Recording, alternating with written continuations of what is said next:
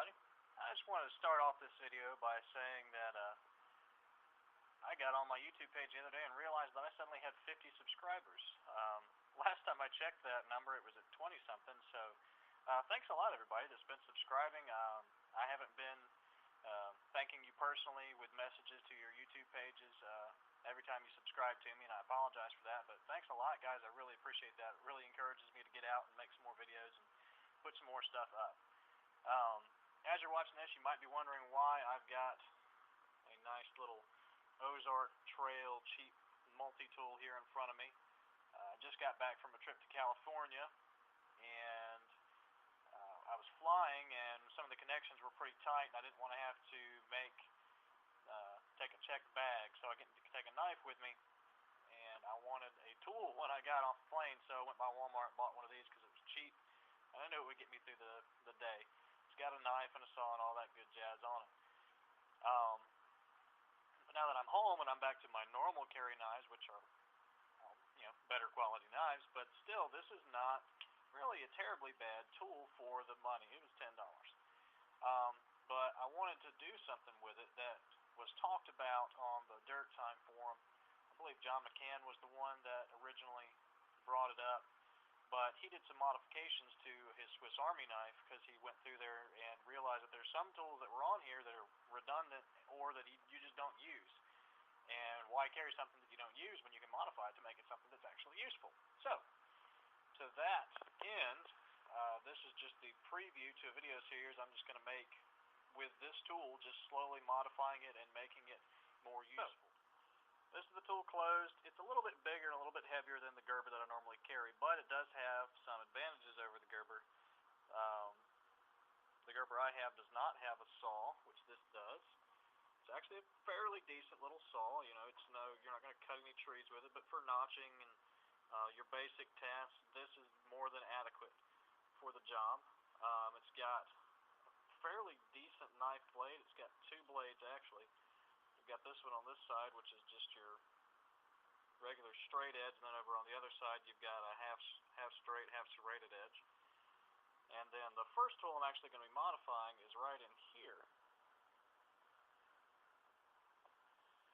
This is what Walmart touts as their leather awl.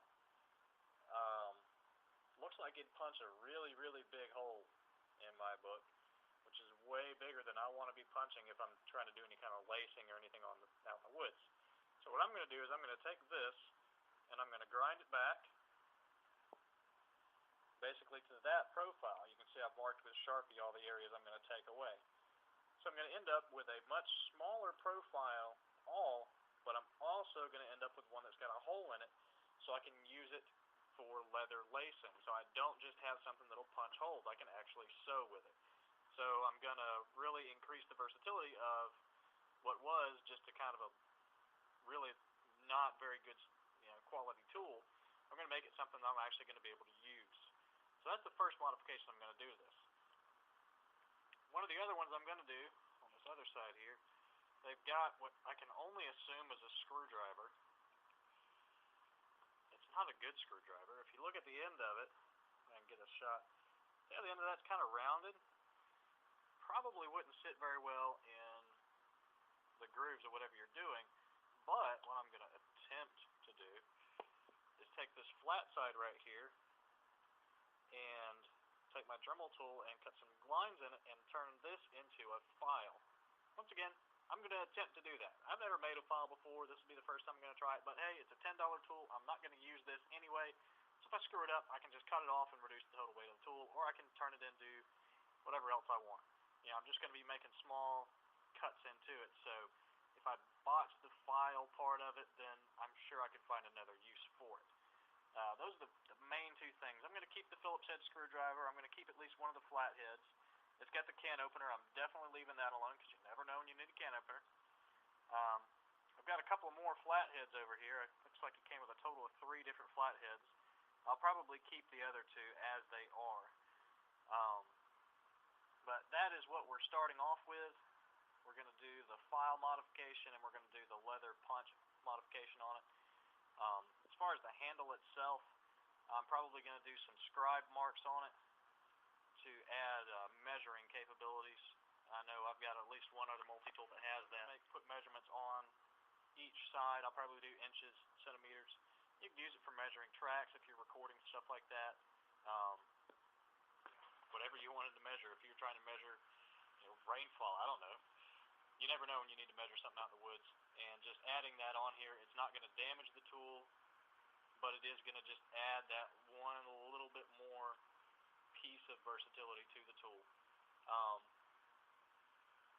So that's what I'm looking at doing as of right now. I haven't decided if there's anything else I'm going to do.